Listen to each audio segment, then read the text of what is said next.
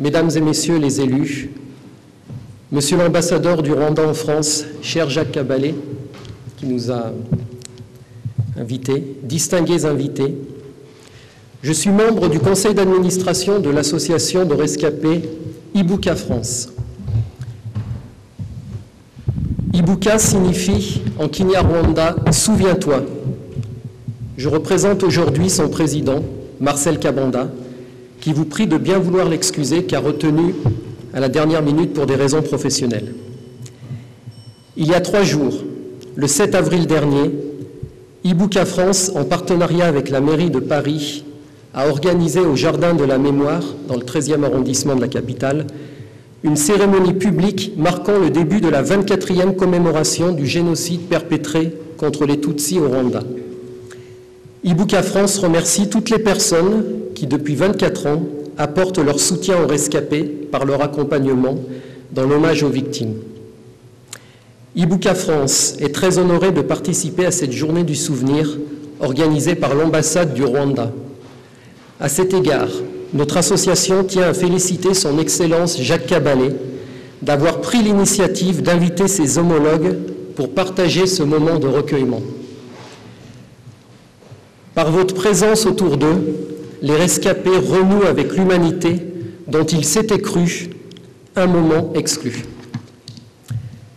Dans l'abandon, les Tutsis rwandais ont été victimes d'un génocide qui, comme le professeur Audouin Rousseau l'a rappelé, avait été maintes fois annoncé.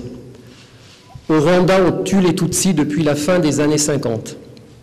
Collectivement, tous les Tutsis sont accusés d'appartenir à la race des seigneurs qui seraient venus d'ailleurs et qui seraient coupables de l'exploitation des Hutus, le peuple majoritaire, considéré comme le propriétaire naturel du pays.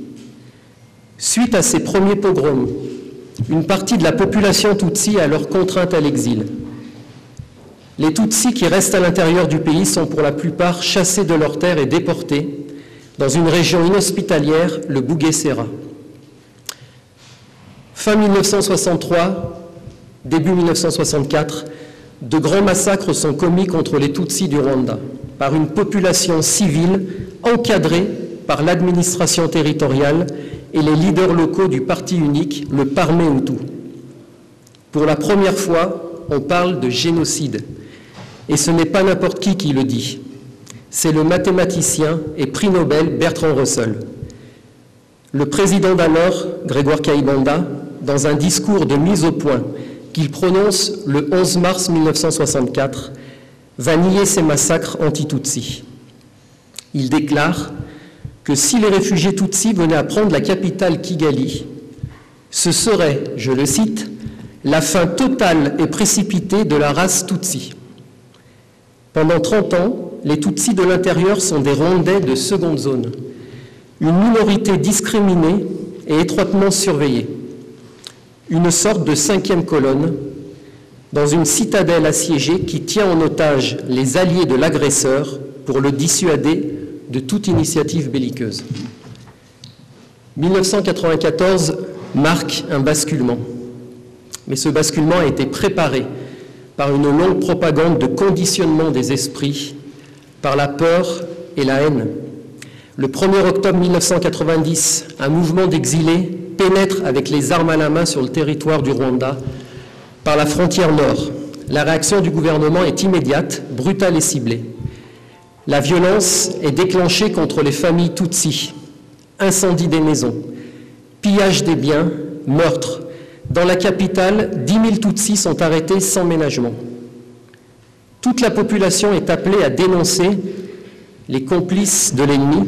Ils sont accusés d'entente avec les Tutsis de l'extérieur pour prendre le pouvoir au Rwanda, conquérir toute la région d'Afrique centrale et y exterminer les Hutus pour mieux assurer leur domination.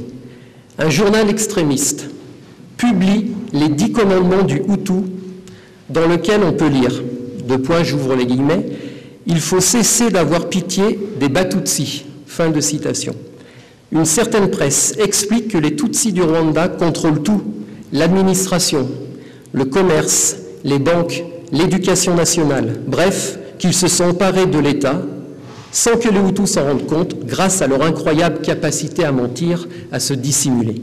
Cette propagande féroce est ponctuée de pogroms anti-Tutsis, dont les plus connus sont le massacre des Bagogwe en 1991, ainsi que les tueries du Bugesera en 1992. La violence est un élément de conditionnement moral, et pour l'entretenir, une force de frappe est mise en place, les Interahamwe, une milice qui servira de fer de lance du génocide. Cette milice est créée dès 1992. En juillet de l'année suivante, la mise en place d'une radio, la RTLM, Radio des Mille Collines, relance la campagne de la haine. Elle constitue un point de rupture entre le processus de paix et l'option de l'affrontement racial. Lorsque l'avion du président Habyarimana est abattu le 6 avril 1994 au soir, la machine est prête pour un embrasement général. Très vite, le pays s'enflamme. Partout, les Tutsis sont chassés de chez eux.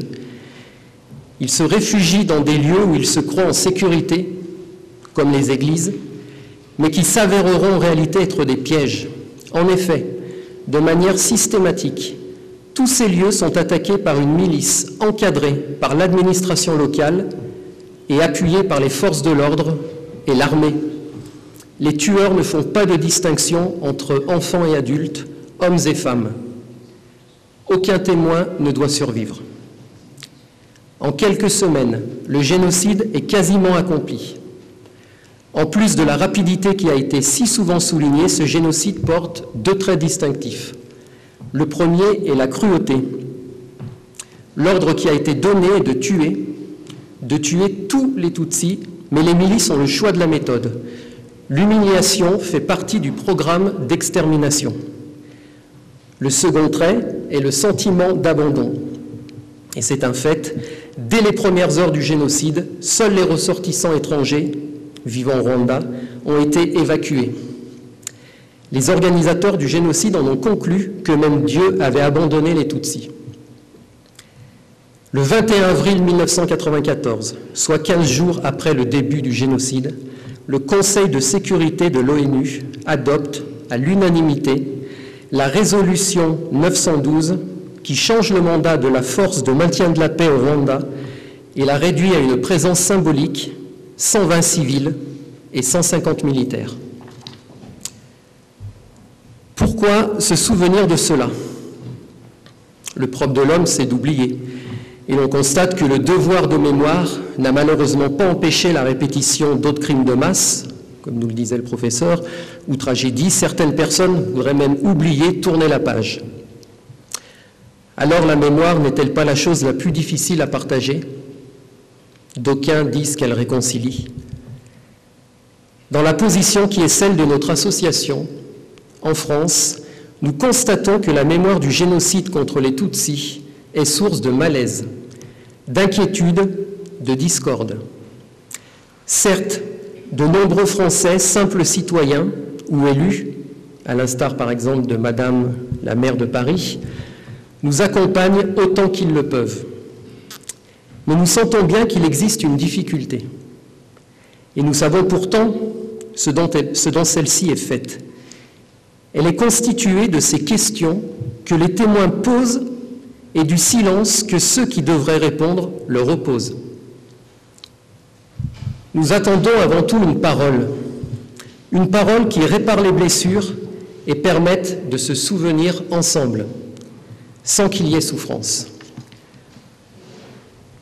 Au nom de nos disparus, dont la mémoire est le ressort de notre existence, au nom de l'humanité blessée par l'humiliation de tant d'hommes, femmes et enfants, tués pour le seul fait d'être Tutsi, d'être nés Tutsi, Ibuka France s'indigne du scandale de la banalisation du négationnisme, notamment dans certains médias très connus. Il est donc plus que jamais indispensable d'enseigner, mais aussi de se renseigner sur l'histoire du génocide commis contre les Tutsis. C'est un levier à l'initiation aux valeurs qui sont les fondements de notre civilisation. Ensuite, notre association souhaite que des moyens humains et matériels suffisants soient consacrés pour que les informations judiciaires visant les suspects de génocide réfugiés en France puissent trouver leur aboutissement, et ce dans des délais raisonnables. Il serait contraire aux lois de la République française de faire de la France un havre de paix pour les pires criminels. Enfin, nous souhaitons que cessent les polémiques sur l'implication de certains responsables politiques et militaires dans le génocide perpétré en 1994 contre les Tutsis, et que les questions qui se posent, notamment à la lecture des témoignages récurrents et des archives qui nous parviennent au compte-gouttes, eh bien que ces questions trouvent une réponse. Je vous remercie.